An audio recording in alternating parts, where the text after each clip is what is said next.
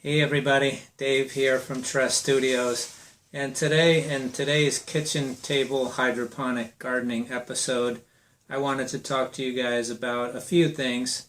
Number one being is that I just went on to buy some seeds and I found that there's a 3 to 5 day wait. They're backed up quite a bit, so just like in our local stores, there's you might find limited quantities. Although I didn't find that, I found they had everything I wanted, but there is a bit of delay in the shipping.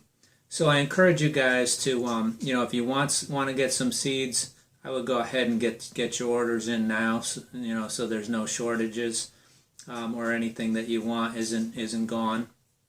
I'm going to leave a link below to one of my favorite seed companies. And there'll be a coupon code that you can use, which will give you $5 off any order of $25 or more.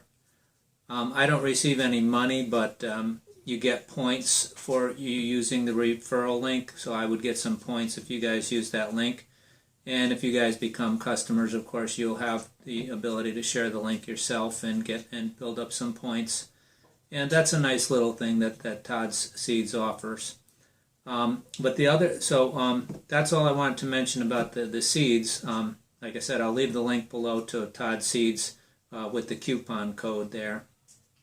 And what I wanted to show you today was, this is the pak choi that I planted a couple weeks ago.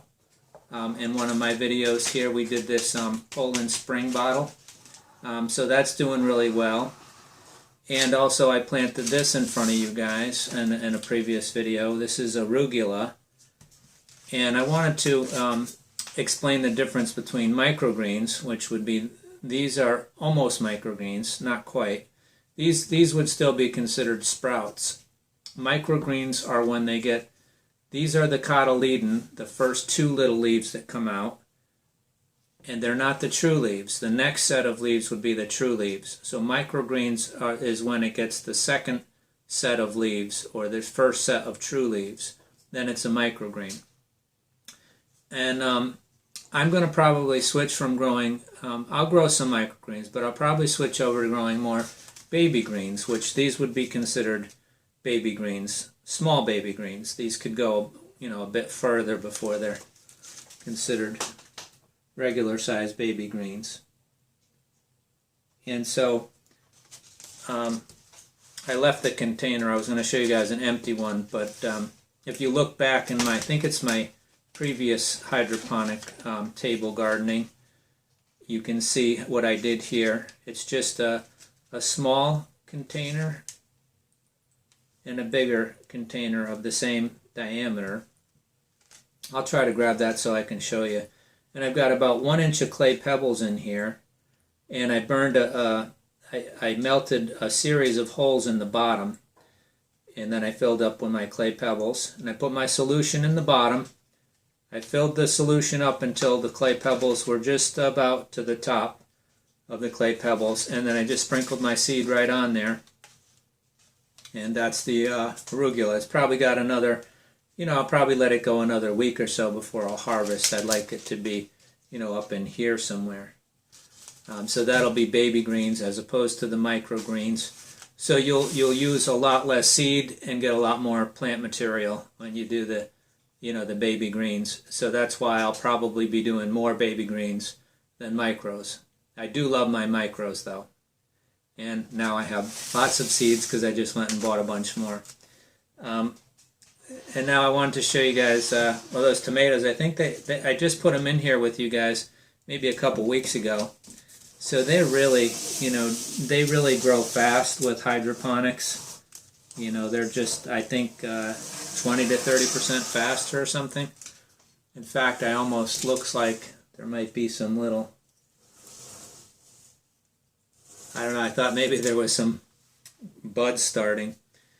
Here is this tiny tomato plant has been living in this bottle cap for 2 or 3, I think 3 days. I pulled it out of one of my my peat pellets. I only leave one tomato growing in there. So I pulled this out because there was 2. So I'm going to plant this one up in a net cup with just clay pebbles, and I couldn't see letting it go to waste, even though it's so tiny. But I put it in there, and it was just laying down flat on the shelf. And I came back, a few hours later, and it already started reaching for the light. So I think that's it for today, guys. Hold on one second. I'm going to see if I can find that. I'm going to see if I can find that container. Here it is. These are Rubbermaid containers, and you can find them at any big box store or even your grocery stores. A lot of times will have these. Maybe not the Rubbermaid ones, but they'll have a version. And this fits nicely right in there. And you can see how the rim locks it in so that upper container stays right on top there. And you can see the hole pattern. You just want holes big enough so your clay pebbles won't fall through, but you want the roots to be able to go through. So you want to put, a decent amount of holes in there. That worked out to be a very good pattern. I just did it with my soldering iron. But if you guys don't have a soldering iron, just heat up a nail with a candle and a nail, and you can do the same thing very easy. Because that's working out good for the baby greens. And what I'm going to do, I think, is try to maybe make a little bit, do the same situation with a longer container, so I can get a little bit more grow area. But this is pretty nice, because when this is all grown out, it'll give enough or two, for a nice salad or something. But yeah, anyway, guys, I hope you're all well. My heart goes out to everyone who's dealing with this situation that we have going on. But we just got to work together and do what we can, and we'll be all right. We'll get through it.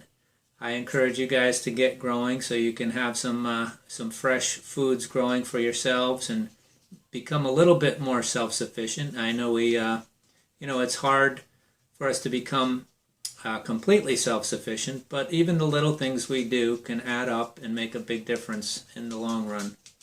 And like I always say, it's very easy for anybody, anywhere, to grow plenty of food. I mean, right now it's snowing outside. We just got about 3 or 4 inches of snow, and I have a beautiful wood fire here. I'm nice and cozy. But you can grow so much stuff right inside. You don't have to worry about the climate and the bugs and all these other problems with outside growing. Although I do the outside growing, and I recommend that too. But even if you're just in an apartment in the city or something, you can grow all your own greens and herbs, no problem. And even if a couple tomatoes or pepper plants can easily be done inside too. So just one more thing I wanted to mention, guys, is it's nice to do like successive plantings, or also like what I did with this. This is arugula in here that I'm going to harvest as baby greens, but this is arugula in here that it was planted at the same time, but the arugula in the grow pipe I'm going to let grow to be full size, whereas this I'll harvest before. So that way you can have, you can harvest as microgreens in 7 to 10 days. You could harvest these in probably 20 days or so, and then you can harvest these in about 30-something days, something like that. So then you could have it staggered so that you can have your whatever it is you like.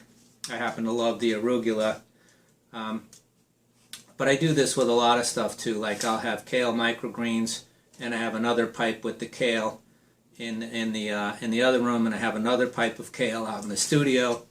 And I have them at various stages of growth. So I encourage you guys to do that. Try to plant something like I usually plant something every day or two, and whether it be microgreens or something longer term.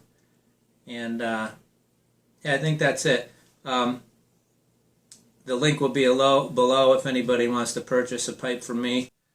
So I guess that's it for today, folks. I like I say, I hope you're all well, and take care of yourselves, take care of each other, and I'll see you next time. Bye-bye.